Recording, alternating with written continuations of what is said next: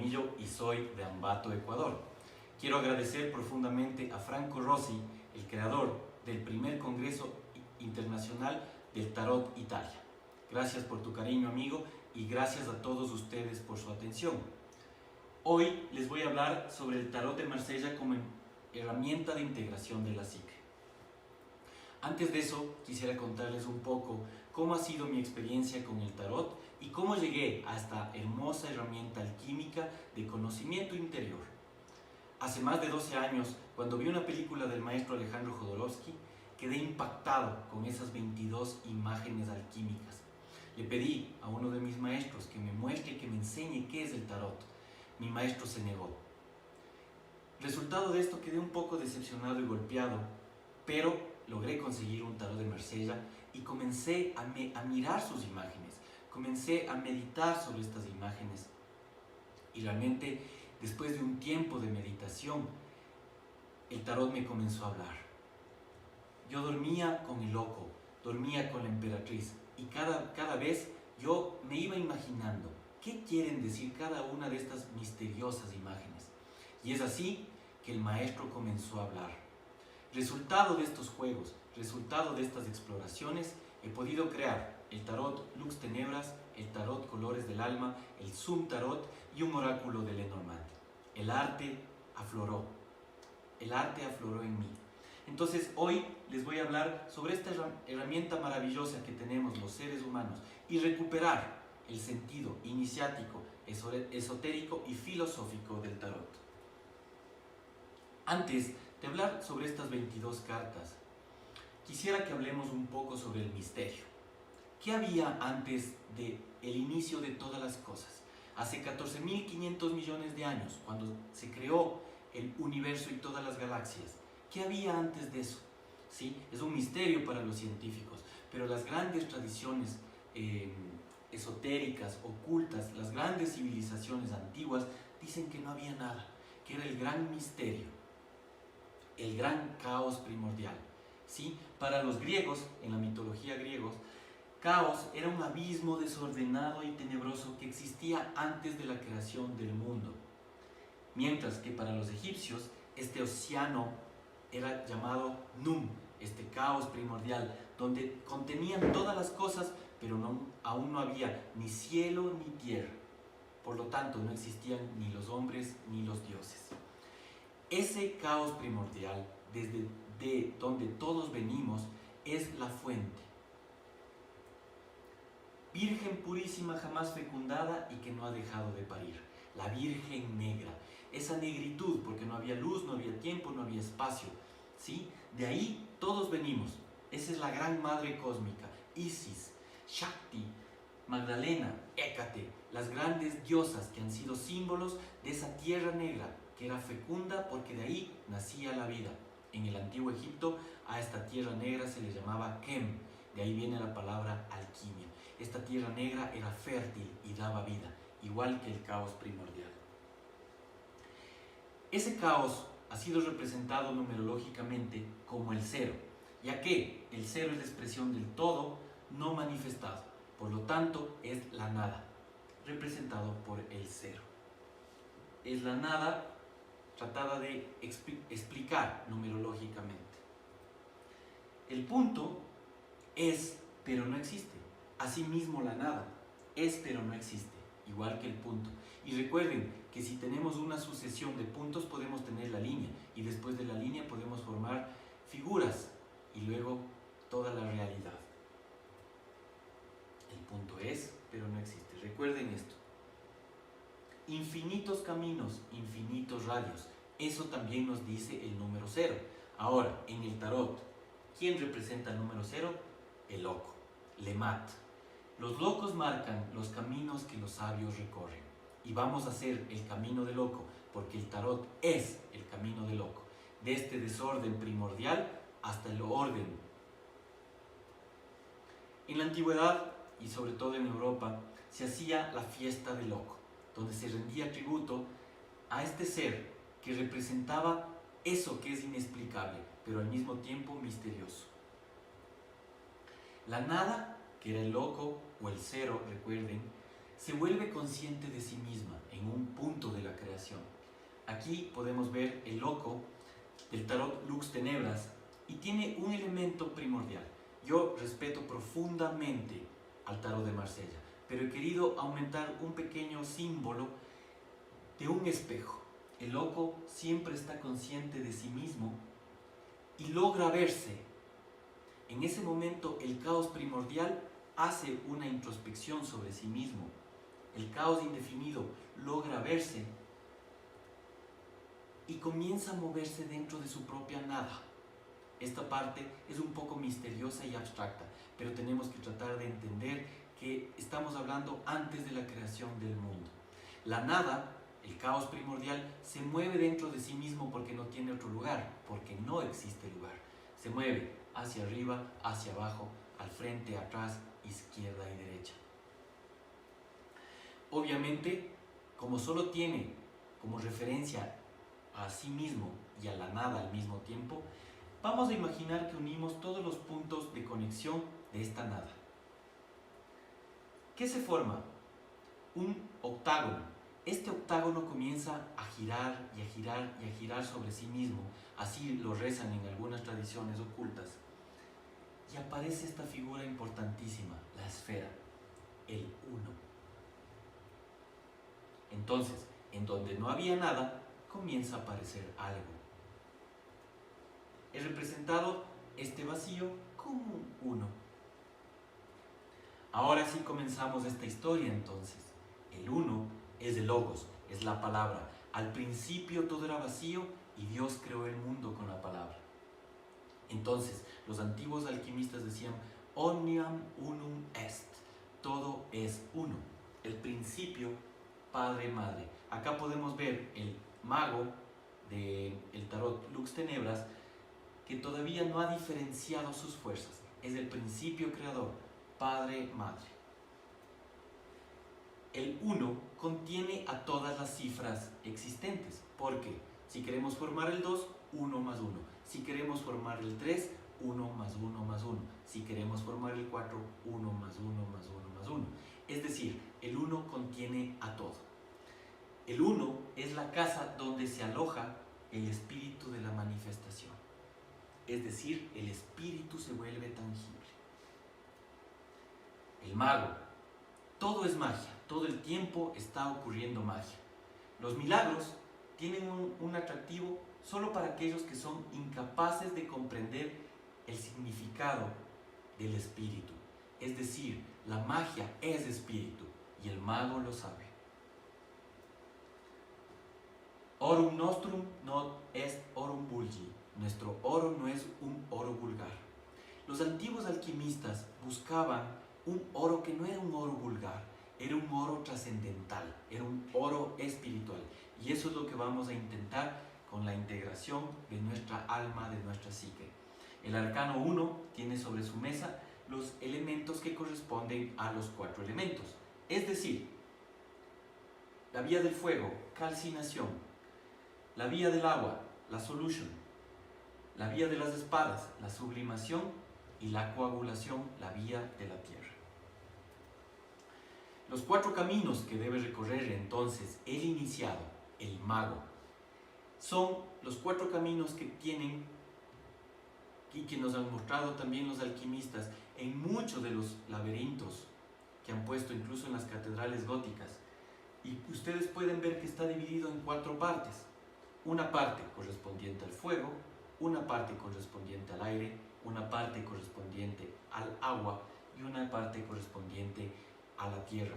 Estas son las 4 vías por donde el mago debe circular para llegar al centro de sí mismo, a encontrar la paz triunfal, como decían en la antigüedad. Este mago, este iniciado, tiene que vencer a 4 dragones, un dragón de fuego, de agua, de aire y de tierra, y de cada uno alimentarse para encontrar su ser esencial, la quinta esencia. Entonces, obviamente, los arcanos menores del tarot son una vía de transición, tanto en el fuego, tanto en el agua, tanto en el aire y tanto en la tierra. Es decir, manifestar nuestra parte creativa sexual, manifestar nuestra parte emocional, manifestar nuestra parte intelectual y manifestar nuestra parte física, tangible, y así completar el ser que somos. Ahora vamos a hablar un poco del arcano 2, antes de hablar de lo que es la integración de los opuestos. Cuando aparece el arcano 2, aparece la dualidad. Aquí el uno comienza a separarse. Esto es gracias al desarrollo de que el humano tuvo el ego. Y el ego le diferencia de la naturaleza y le diferencia de la creación. Es decir, el principio padre y madre se separa. El arcano 2 o la papisa es Sofía, la sabiduría, la esposa de Dios, el espíritu de lo luminoso, de lo femenino. Esta dualidad, ¿cómo se da a nivel fisiológico en el ser humano? Inclusive desde nuestro cerebro. En nuestro cerebro tenemos dos lóbulos, un cerebro racional, lineal, y un cerebro creativo, arracional. En todas las escuelas esotéricas, en todas las tradiciones antiguas de conocimiento interior, en todos sus templos, siempre han existido dos columnas, como símbolo de estas dos fuerzas, Shiva y Shakti, padre y madre, ¿sí? El micro y el macrocosmos. Y el ser humano tiene que cruzar ese umbral de estas dos columnas para poder llegar más allá y encontrarse a sí mismo. En el templo de Salomón también podemos ver que existían estas dos columnas. Y vamos a analizar que al ser paralelas, cada una busca cosas diferentes y jamás se encuentran, jamás se reconcilian. Es decir, el ser humano dentro de sí mismo tiene un principio femenino y un principio masculino. Los hombres, según la psicología junguiana, tenemos ánima, la parte femenina, y animus, la parte masculina. Las mujeres de igual manera tienen una parte masculina y femenina, porque somos hechos de papá y mamá. Pero no es solo eso, también en el ser humano habitan algunas fuerzas arquetipales como el viejo sabio y el niño eterno, Peter Pan, el puer eterno. Y cada una de estas fuerzas quiere diferentes cosas, por eso podría parecer que son irreconciliables. El anciano quiere paz y tranquilidad y el niño quiere juego y bulla. Pero dentro de lo femenino y dentro de lo masculino también hay dualidades. Por ejemplo, he traído para ustedes de la mitología hindú a Shakti y a Kali, dos principios que son dos caras de la misma energía femenina. Shakti, tierna, cariñosa, romántica, y Kali, la diosa de la destrucción. Asimismo, en todas las tradiciones antiguas como las egipcias y de todo el mundo, podemos ver que hay un dios de la oscuridad y un dios de la luz, Set y Ra. Acá les he traído un dibujo para poder ejemplificar mejor la dualidad también que existe entre razón y corazón.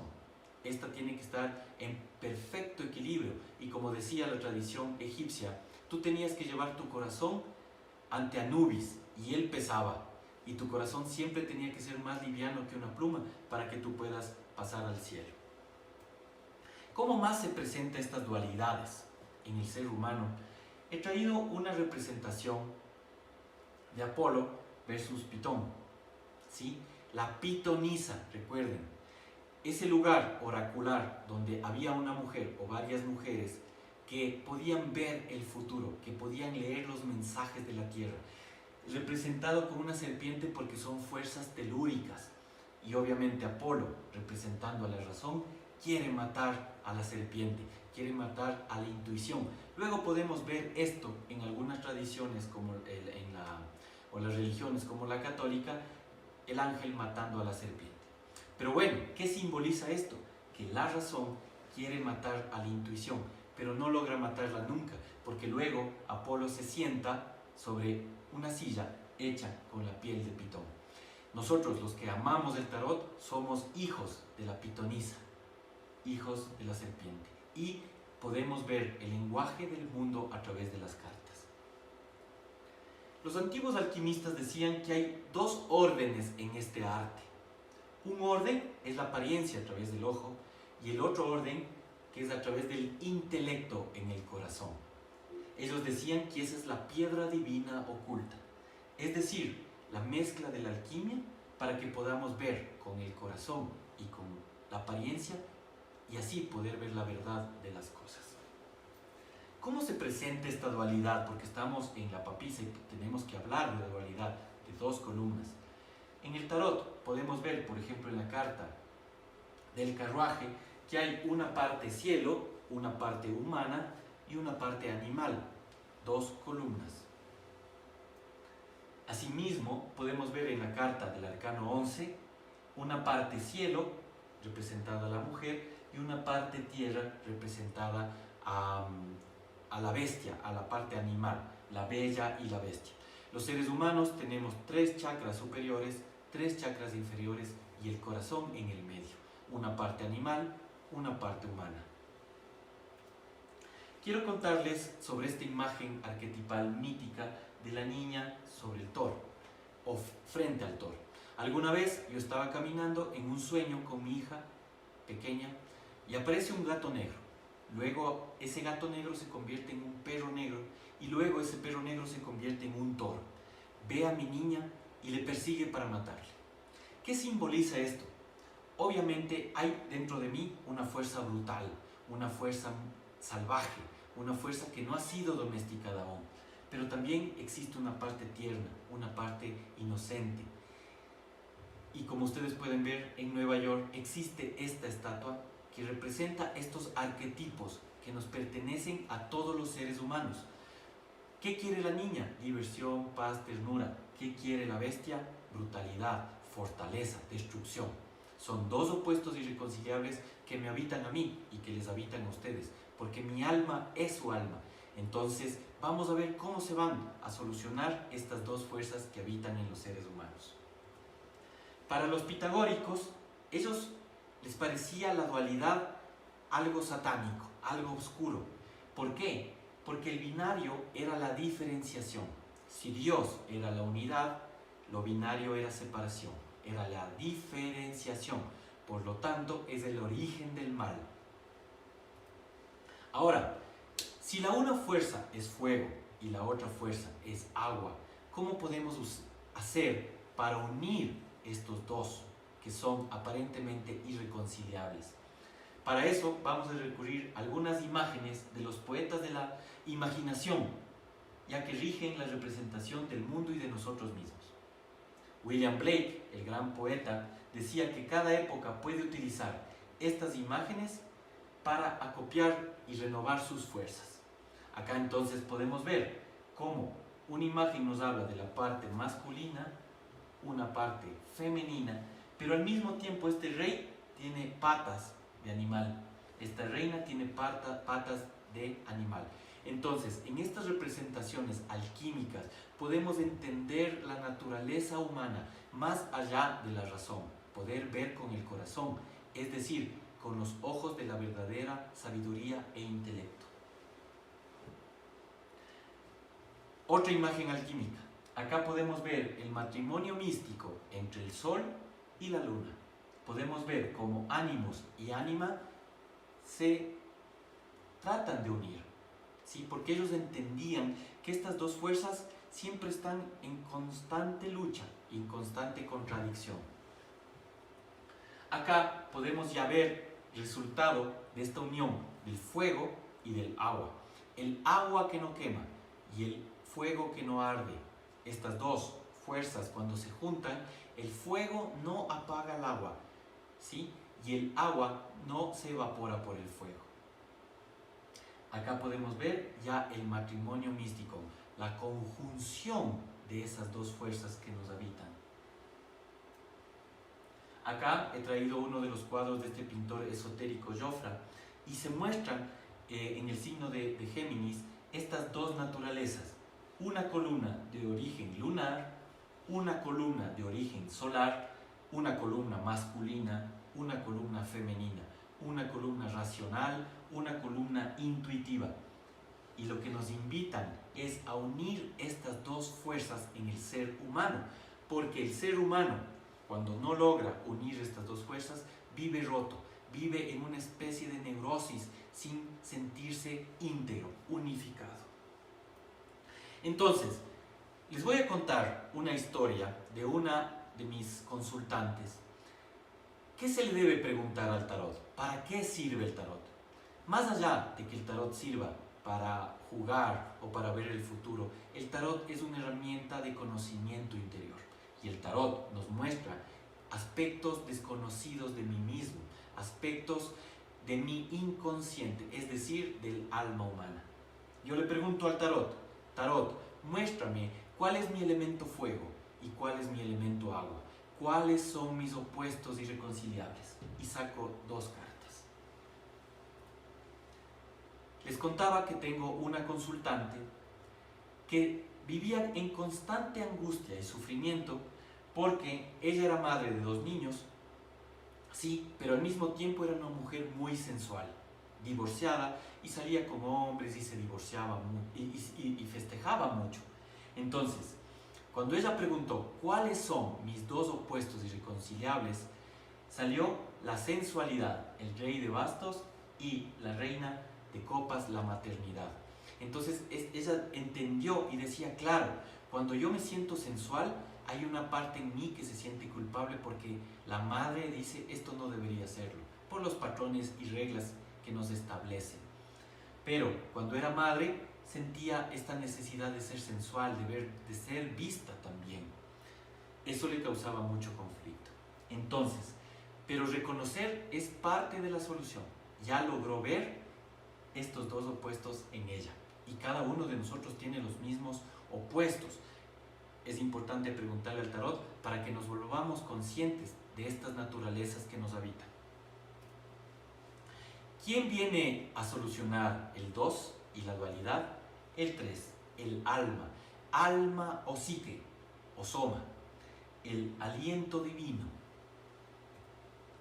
Entonces, tenemos una parte física tangible, el cuerpo. Tenemos una parte luminosa, etérea, llamada espíritu. Pero entre el cuerpo y el espíritu tiene que haber un puente, el alma. El arcano 3, la emperatriz.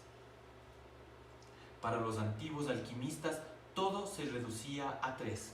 Todas las cosas estaban hechas de azufre, masculino, mercurio, femenino, y el elemento sal, que era capaz, la sal alquímica, de juntar el fuego y el agua. Azufre, lo masculino, el fuego, el sol, el mercurio, el agua, la luna, el oro y la plata. Y la sal podía juntar al cuerpo y al espíritu. La mente es la que soluciona la dualidad de los eternos irreconciliables.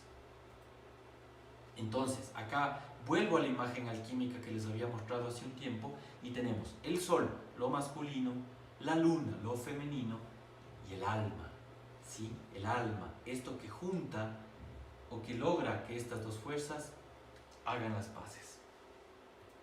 Porque todo se reduce a 3 en el tarot, ¿sí? Si juntamos, si ponemos desde el 0 en orden ascendente hasta el 21 y sumamos los extremos, vamos a ver que 21 más 0 es 2 y 1, igual a 3.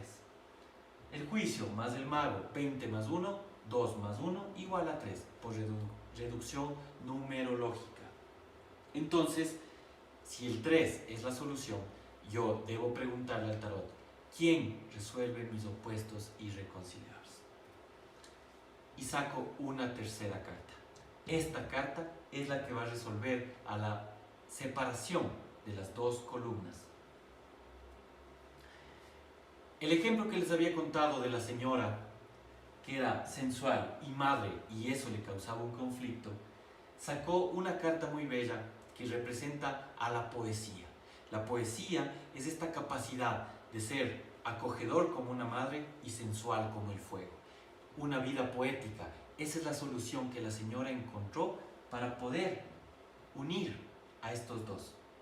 El atributo del 3 es la belleza de la verdad. Así se reza en algunas tradiciones antiguas.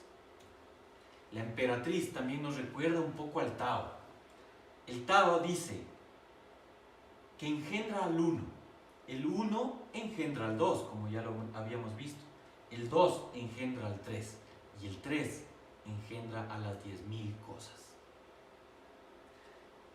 Y si estamos hablando de cosas, viene en nuestra ayuda el emperador, el mundo material, porque recién ahí aparece la creación, lo tangible. El emperador, el mundo material, las cosas que son tangibles. María profetiza, una de las primeras y más famosas alquimistas mujeres que ha existido, dice: el 1 se convierte en 2. Parece mucho el dicho del Tao, ¿no? El 1 se convierte en 2. El 2 se hace 3 y del 3 sale un 1 en forma de 4. Todo esto está en el tarot. Ahora, el emperador representa los 4 elementos, por lo tanto, acá en el emperador del tarot Lux Tenebras, yo dibujé, para mayor comprensión nuestra y simbólica, un cuadrado. Si sumamos los ángulos internos de un cuadrado, vamos a tener 360 grados, es decir, una esfera. Y volvemos al 1, volvemos a la esfera, porque nada escapa del 1, todos somos 1. El ego nos hace pensar que somos diferentes. Yo soy diferente de ti, pero no. Si yo veo al planeta Tierra desde afuera, van a ver que somos una sola esfera, una sola célula. No hay países, no hay fronteras, somos todos uno. El arcano 4, el emperador, numerológicamente también nos habla de la unidad, porque miren, 1 más 2 más 3 más 4 es igual a 10, pero 10 es 1 más 0, por lo tanto es un nuevo 1. ¿Qué nos dice la tabla esmeraldas que se le atribuye a Hermes 3 veces maestro? Lo que está abajo es similar a lo que está arriba. A través de esto, las maravillas de las obras del 1 se procuran y se perfeccionan, ¿sí? Entonces, aunque hayamos visto solamente 4 arcanos, ya esos 4 nos muestran todo el camino del tarot, que luego se va repitiendo nada más. Por ejemplo, el número 5, el número del maestro, el número del éter, ¿sí? Acá podemos ver cómo el Papa quiere unificar esa separación que tiene la papisa de lo femenino y lo masculino. ¿Y dónde se unifica esto? En el corazón.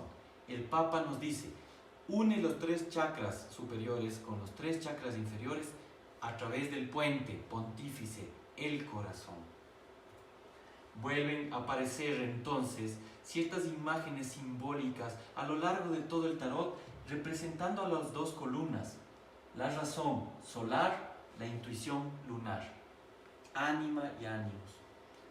Entonces yo le puedo preguntar al tarot, y esta es una forma muy linda de conocer y usar el tarot para autoconocimiento. Tengo una columna solar, tengo una columna lunar, tengo razón, tengo intuición. ¿Quién puede unificar esto? Y saco una carta para que el tarot me muestre con sus símbolos aquella verdad que yo no puedo ver. El tarot es el camino del arte real. Ustedes pueden ver cómo tenemos emperatriz, emperador. El emperador, las fuerzas activas rojas. La emperatriz, las fuerzas receptivas azules. Y la templanza haciendo un equilibrio perfecto, andrógino, entre los 2 personajes. Pero no es así solamente. Hay un montón de dualidades y de opuestos irreconciliables en el tarot. Por ejemplo, el loco y el mundo, orden y caos, masculino y femenino, padre, madre, la papisa y el papa, ¿sí? Son 2 formas de espiritualidad completamente diferentes.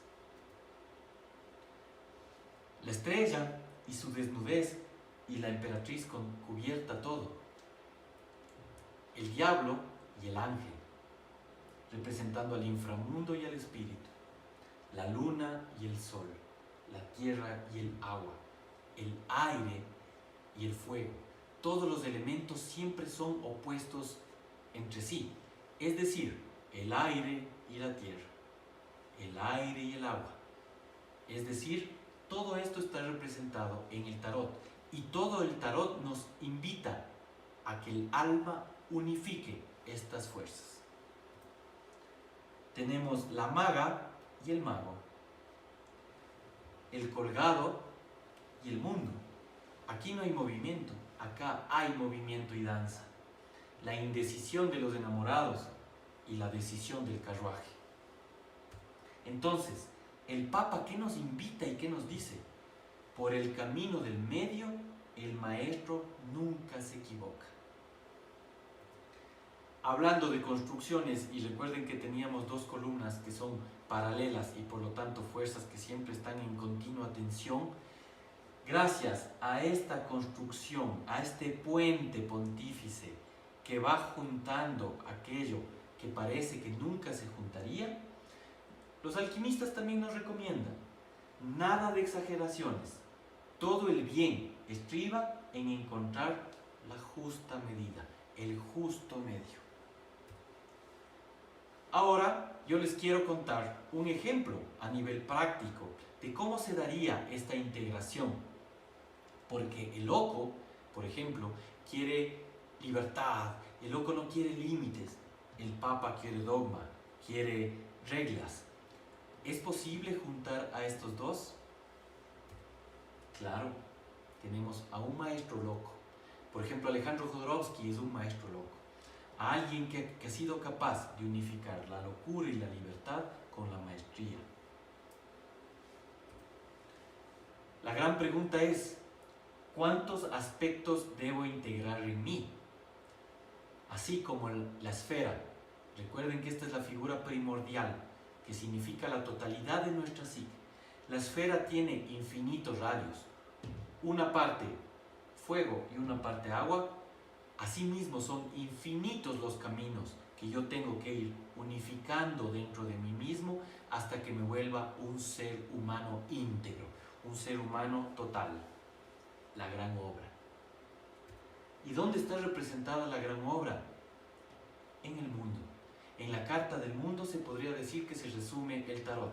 El 1 engendra al 2, el 2 engendra al 3 y el 3 engendra a un nuevo 1 en forma de 4. Los 4 elementos en perfecta armonía con el éter, el ser esencial. ¿Sí? Esto es lo que nos invita a hacer el tarot, a unificar nuestras polaridades, porque el mundo gira y rueda y rueda y rueda y se vuelve una esfera. Aquí están mis contactos para que podamos conversar, mi correo, mi Instagram y mi número telefónico. Agradezco infinitamente su atención y espero que nos podamos ver pronto para darnos un abrazo. Saludos desde el centro del mundo, Ecuador. Chao.